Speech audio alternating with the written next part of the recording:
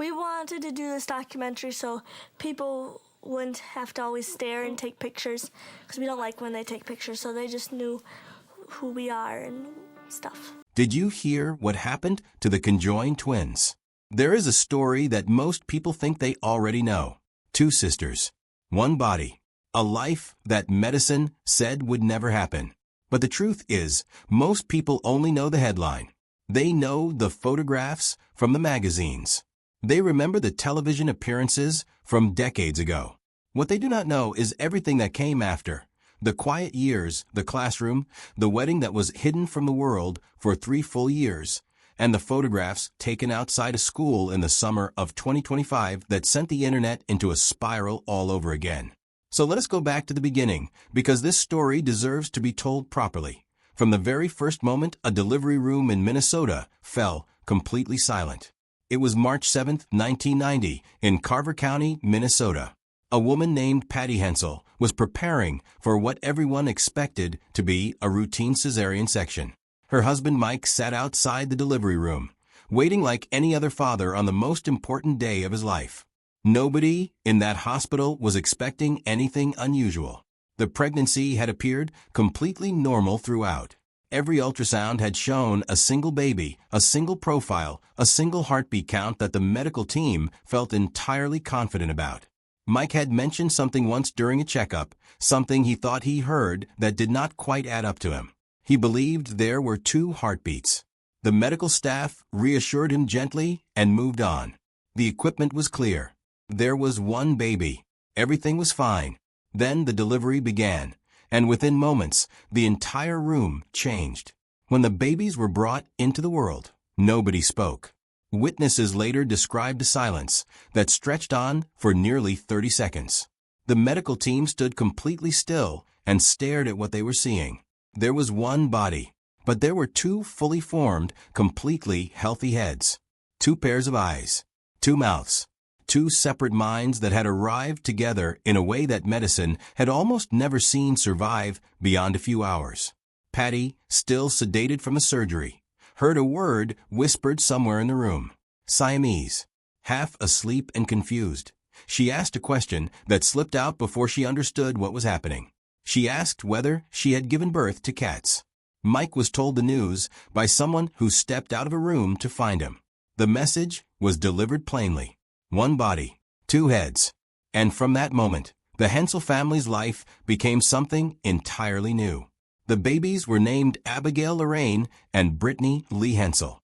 Doctors were honest with the parents from the very first conversation. The twins were not expected to survive the night. In most known cases of this type, which medicine calls dicephalic parapagus, infants lived only hours after birth. There was also the question of surgery. Separation was technically possible to consider, but the reality behind it was devastating. The twins shared a circulatory system, a liver, and a single set of reproductive organs. Any attempt to separate them would almost certainly mean the death of one of the girls, and very possibly both. Mike Hensel asked the only question that mattered to him in that moment. How could anyone choose between them? The family made their decision without hesitation. The girls would stay together. They would live together or they would not live at all. Years later, as grown women, Abby and Brittany said clearly that they were grateful for that choice every single day. To understand the life that followed, it helps to understand the biology that made it possible in the first place. Each twin has her own brain, her own spinal cord, her own heart, her own stomach, her own esophagus, and her own set of lungs. Their spines run parallel and meet at the lower end of the body. They share a liver, a bladder, a pelvis, a large intestine, and 1 set of reproductive organs. Their circulatory system is shared, which means anything entering the bloodstream reaches both of them at the same time. If Brittany takes medicine for a headache, that medication moves through Abby's blood as well. If one of them becomes sick with a fever, the other may feel completely healthy while still being unable to get out of bed simply because her sister is too weak to stand. The nervous system is where things become truly fascinating. Each twin controls exactly one side of their shared body. Abby controls the right arm and the right leg. Brittany controls the left arm and the left leg. Their sense of touch follows the same boundary. Abby feels sensations only on the right side of the body. Brittany feels only the left. There is a small zone near the center of the torso where both can sense touch simultaneously. This physical arrangement means that every single movement in their daily life requires two separate brains to cooperate. Walking involves two nervous systems agreeing on each step in real time. Clapping requires coordination between two completely separate arms. Swimming, riding a bicycle, typing on a keyboard, playing piano.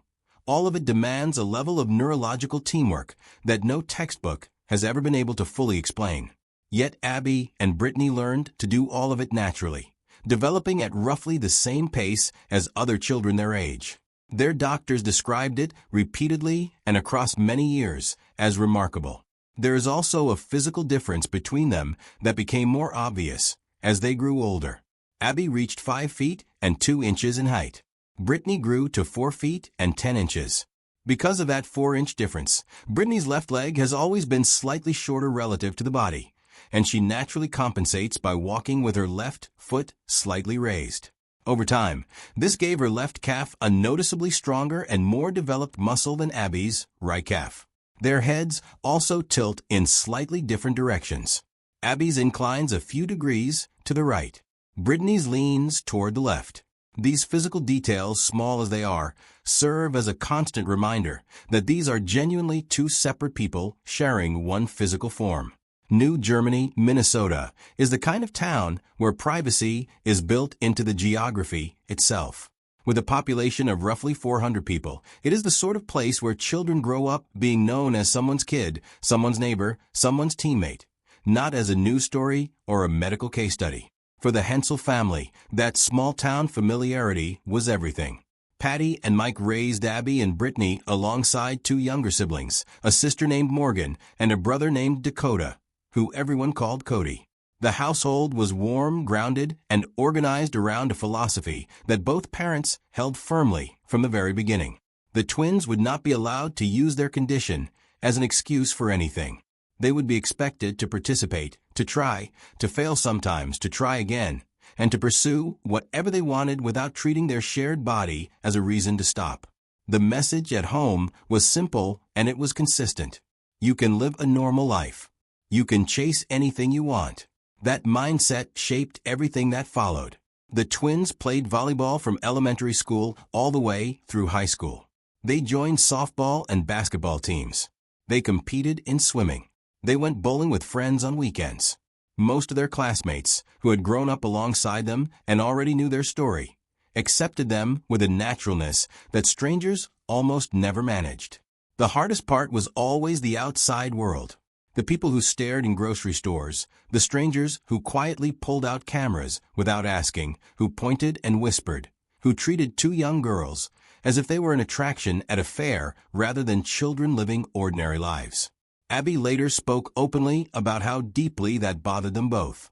When someone crossed that line, they made their feelings known without hesitation, and they were not shy about embarrassing anyone who deserved it. While their daily life in Minnesota remained quiet and grounded, the wider world discovered them very early.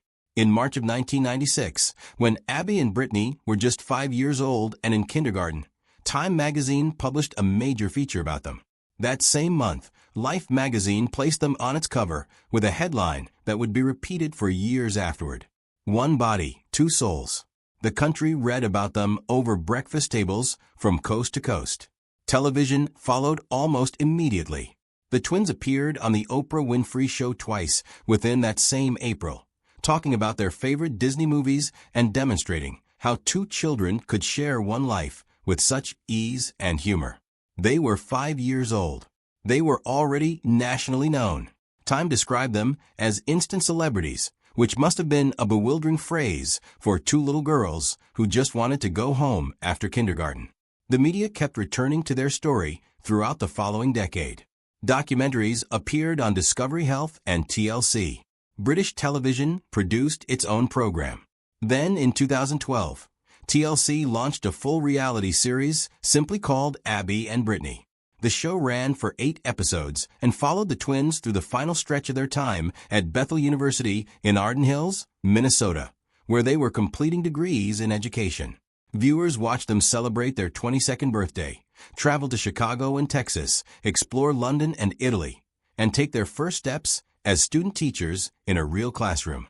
The series was received warmly by critics, who appreciated that it showed two young women building a life with confidence and humor rather than presenting their situation as a tragedy to be overcome. After 8 episodes, the show ended. And then, almost completely, the twins disappeared from public view for the better part of a decade. They had always known they wanted to be teachers. At Bethel University, they navigated a college system that treated them as two entirely separate students. They received individual grades. They maintained separate transcripts. They took separate SAT exams and submitted separate college applications. During written exams, instructors sometimes placed a divider between them so that no one could raise questions about whether they were helping each other. Though given that each twin controls only one arm, writing independently was never genuinely in question. They graduated in 2012 with separate Bachelor of Arts degrees in education. The university approached tuition practically, charging them what was described as 1.5 rates rather than 2 full tuitions. After graduation, they entered the job market like any newly qualified teachers, submitting applications and attending interviews in a field that was intensely competitive. For one position alone, they were up against 175 other applicants. They were eventually hired at Sunnyside Elementary School in the Mounds View Public Schools District. The principal later said the hiring decision had been practically instantaneous. After their interview, the committee did not need time to deliberate. Someone told him to run after them before they even reached the car park and offer them the job on the spot.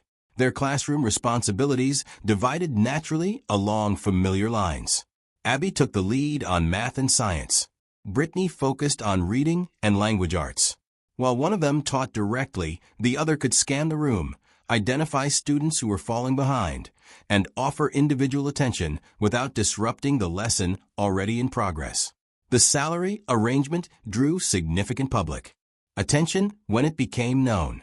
Despite holding 2 separate teaching licenses, 2 college degrees, and 2 employment contracts, the school district pays them a single salary that they share.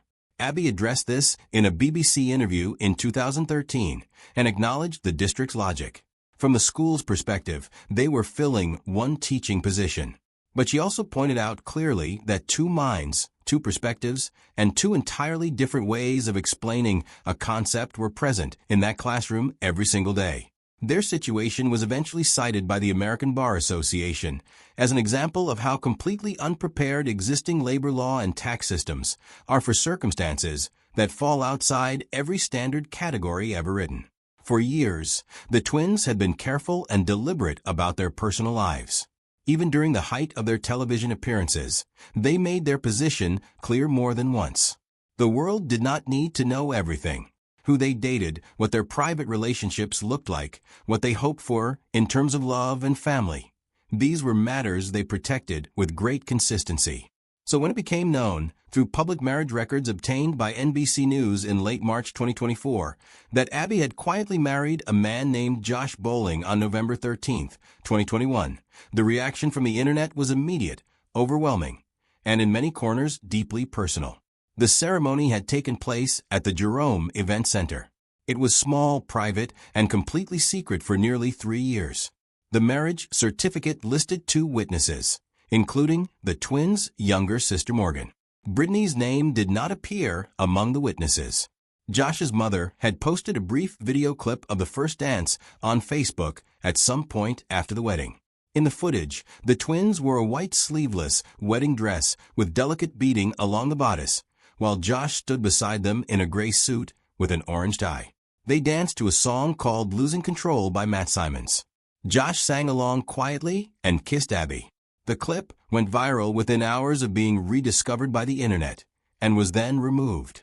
Josh Bowling had lived a full and serious life before meeting Abby. Born around 1987, he served as a healthcare specialist in the United States Army from 2010 to 2014, deploying 3 times to Iraq and Afghanistan. After leaving the military, he became a hospice nurse, describing the work not as a career, but as a calling. Before marrying Abby, he had been married for 9 years and shares custody of a daughter named Isabella, born in January 2016. Through the marriage, Abby became Isabella's stepmother. Brittany became her step-aunt. All of them now live together in the new Brighton area of Minnesota. The internet's response ranged across the full spectrum of human reaction, from genuine warmth and curiosity to deeply uncomfortable speculation that the twins had anticipated and had no intention of addressing on anyone else's schedule. Social media platforms filled with questions about intimacy, consent, and what the arrangement meant for Brittany's own future and autonomy. One clip from their wedding dance collected more than 1 million likes on TikTok alone. On March 28, 2024, the twins posted a video showing ancient sculptures of conjoined twins with a simple message reminding viewers that people like them had always existed throughout human history and that the internet being loud about it was not a new phenomenon. The following day, they posted another video alongside Josh. A voiceover addressed their critics directly, pointing out that anyone who claimed to disapprove of their life choices yet kept watching everything they posted was, by definition, still a fan. A few weeks later, on May 4th, they shared a collection of unseen wedding photographs set to a Taylor Swift song and closed the post with a single word: forever. Legally, the marriage is straightforward. Abby and Josh are two individuals entering a recognized legal union. Brittany is not part of the marriage and carries no legal involvement in it whatsoever.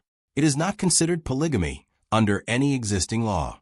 In theory, Brittany could choose to marry someone of her own at any future point, though the practical realities of such an arrangement would raise questions that no existing legal framework has ever been designed to address.